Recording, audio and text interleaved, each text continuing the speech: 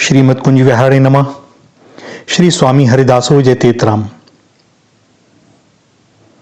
आधुनिकता में पले बड़े बहुत से युवा लोगों को यह प्रश्न मन ही मन बड़ा व्यथित करता है कि देवादिदेव महादेव शंकर जी पर दूध क्यों चढ़ाते हैं, अथवा ब्रजवासी श्री गिरिराज जी पर दूध क्यों चढ़ाते हैं।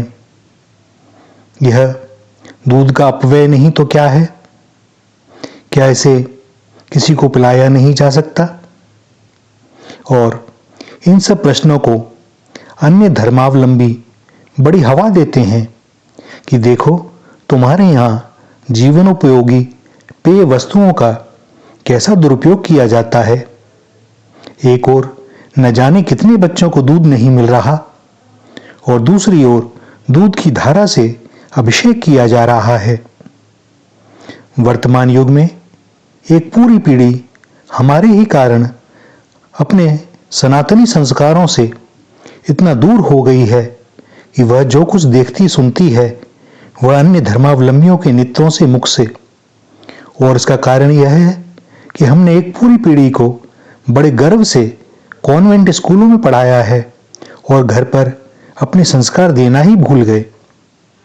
उनकी दृष्टि में हम बड़े ही पिछड़े, दकियानूसी और अवैज्ञानिक लोग हैं। उन्हें क्या मालूम कि यदि पृथ्वी पर कोई वास्तव में वैज्ञानिक धर्म है तो वह सनातन धर्म ही है। न इसके जन्म की कोई तारीख है और न कभी इसका अंत ही होगा, क्योंकि जो जन्मा ही नहीं उसका अंत भी कैसे हो सकता है। इस सृष्टि में बच्चे के जन्म लेने के बाद, चाहे वह बच्चा मनुष्य का हो व किसी पशु का, उसे स्वाभाविक आवश्यकता होती है अपने प्रथम आहार के रूप में अपनी मां के दूध की ही। वही दूध उसे पुष्ट करता है, तभी उसमें कुछ काल के उपरांत अन्न ग्रहण कर पाने की क्षमता आती है। कुछ माह के छोटे बच्चे के मुख में यदि हम कोई मिठाई या नमकीन का कोई अंश डाल दें तो वह बुरा सा मुख बनाकर उसे बाहर निकाल देता है। दूध अपने आप में एक संपूर्ण आहार है, श्री हरि की ही सृष्टि है और वे ही सबको जीवन के लिए आवश्यक सभी वस्तुएं प्रदान करते हैं। सूर्यदेव इसी पृथ्वी से जल लेकर उसे अनंत गुना करके बरसाते हैं। यह सृष्टि श्री हरि के नियमों के तहत चल रही है, जैसे किसी देश की सरकार अपने देश के विधान के अनुसार देश को चलाती है और साथ ही साथ अपने नागरिकों के कल्याण के लिए भी कार्य करती है। और बदले में जो टैक्स दे सकते हैं उनसे टैक्स लेकर देश के विकास और उत्थान में लगाती है।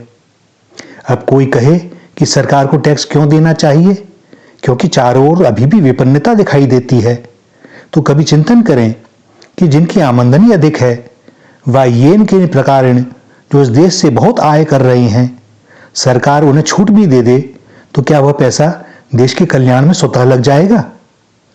स्वतंत्र देश में जब हम पर कोई नियम लागू नहीं होता और हम अपनी बुद्धि, चातुर्य और परिश्रम से कमा रहे हैं, तो यह भी स्वतंत्रता हमें है ही कि हम किसी को दें न दें। तो क्या इस विचार से इस देश का विकास और उत्थान हो सकता है? यदि कोई नियम और संस्कार ही ना हो तो भला कोई किसी की सहायता कब करेगा और क्यों? और क्या वह जीवन मनुष्यवत होगा या पशुवत? हम सूर्यदेव को जो जल चढ़ाते हैं वह इसलिए नहीं कि यदि हम उन्हें जल ना देंगे तो वे प्यासे रह जाएंगे, वरन यह तो सूर्यदेव के प्रति हमारा कृतज्ञता ज्ञापन है कि हे प्रभु, आप ही के कारण हमें जल व अन्न की प्राप्ति होती है। आप सब पर कृपा बनाए रखें। संसार में भी कोई यदि हमारा पालन करे तो क्या हमें उनके प्रति कृतज्ञ न होना चाहिए? माता पिता के ऋण से भला कोई उऋण हो सकता है? तो क्या हम तनिक सी भी कृतज्ञता व्यक्त नहीं कर सकते? हम जब घर से बाहर जाने के लिए सजना संवरना चाहते हैं तो दर्पण देखते हैं कि हम कैसे लग रहे हैं। हमें जब कोई कमी दिखाई देती है तो दर्पण में दिख रहे प्रतिबिंब का श्रृंगार नहीं करते, वरन अपना करते हैं और देखते हैं कि वही श्रृंगार अब प्रतिबिंब में भी दिखाई पड़ने लगा है। सो यदि प्रतिबिंब का श्रृंगार करना है तो बिंब का श्रृंगार करना पड़ता है। इसी प्रकार हम सब श्री हरि के ही अंश हैं और हम उन्हें जो भी प्रदान करते हैं वस्तुतः वह हमें अनंत गुना होकर प्राप्त होता है। क्षीर सागर में जहां श्री हरि विराजते हैं वह तो स्वयं ही दुग्ध से परिपूर्ण है, तो उन्हें तनिक सा दूध चढ़ाने न चढ़ाने से भला क्या अंतर पड़ेगा। किंतु वस्तुतः यह तो कृतज्ञता ज्ञापन ही है, अन्य कुछ नहीं। जिसके हृदय में भगवान को कुछ देने की इच्छा होगी वही तो इस संसार को भी भगवान का मानकर अन्य जीवों की सेवा करेगा। जिसके हृदय में भगवान को कुछ देने की इच्छा ही ना होगी वह भला क्या सेवा करेगा। हमारे धर्म में तो कमाई के एक निश्चित भाग के दान का नियम तक है। जिनके हृदय में अपने पालनकर्ता के निमित्त ही कृतज्ञता का भाव ना हो वे भला कब इस संसार की सेवा करने लगे। जो तत्व को न समझने के कारण भ्रमित होकर इन बातों का प्रचार करते हैं वह स्वयं कितने लोगों की सेवा करते हैं यह चिंतन भी विचारणीय है। हमारे घर में जब प्रातः भोजन बनाने के उपरांत भगवान को प्रथम भोग लगाया जाता है तो क्या भगवान उस भोजन को संपूर्ण रूप से ग्रहण कर लेते हैं? वस्तुतः उन्हें तो कुछ चाहिए ही नहीं। यह सब आवश्यक है ताकि हमारी तनिक सी भाव शुद्धि बनी रहे, हम में मनुष्यता का गुण बचा रहे। वृक्ष के मूल की सिंचाई करने से संपूर्ण वृक्ष की सिंचाई हो जाती है। उसके तने, शाखाओं और हरे भरे पत्तों की अलग से नहीं करनी पड़ती। हमारे वैज्ञानिक सनातन धर्म में हमारे प्रत्येक कार्य में विश्व के ही कल्याण की भावना विद्यमान रहती है। हमारे प्रत्येक धार्मिक कार्य से अप्रत्यक्ष रूप से न जाने कितनों की जीविका चलती है और उनका भरण पोषण होता है। जो मंदिर भी जाता है तो वहां फूलमाला, धूप दीप, अगरबत्ती बेचने वाले भी बैठ जाते हैं और भिक्षुक भी। जगन्नाथ जी, बालाजी और अन्य स्थानों पर जो ठाकुर जी को भोग लगता है अंततः वह बंटता ही है। श्रद्धालु जन भी समय समय पर जो भंडारा आदि करते हैं तो वह परिचित अपरिचित सभी के लिए ही होता है। पीने के पानी की भी व्यवस्था होती है और गर्मी, वर्षा, शीत में छांव की भी। कितने ही लोगों को दुकानों के द्वारा प्रत्यक्ष रोजगार मिलता है। इन स्थलों की परिक्रमा जब लगती है तो कितने ही लोगों की आजीविका चलती है।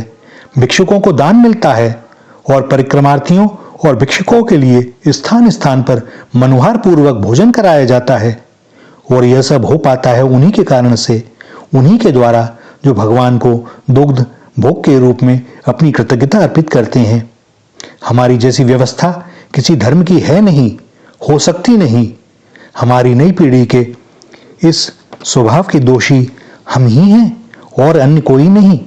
हमने ही उन्हें धकेला पाश्चात्य सभ्यता की ओर, जिनके पास मौलिक कुछ नहीं। उन्हीं पश्चिमी जगत के लोगों को अंततः शांति और आनंद की खोज में आना पड़ता है। श्रीधाम वृंदावन, मायापुर, हरिद्वार, ऋषिकेश। हमारी नई पीढ़ी की मूल समस्या यह है कि वह अपने ही सनातन धर्म के बारे में कुछ जानते नहीं, योग्य से पूछते नहीं और बताया जाए तो मानते नहीं।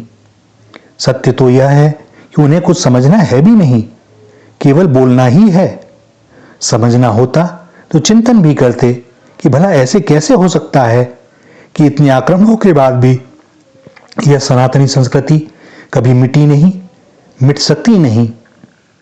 सत्य मानिए, सनातन धर्म से बड़ा वैज्ञानिक धर्म ना हुआ है, ना होगा, ना है।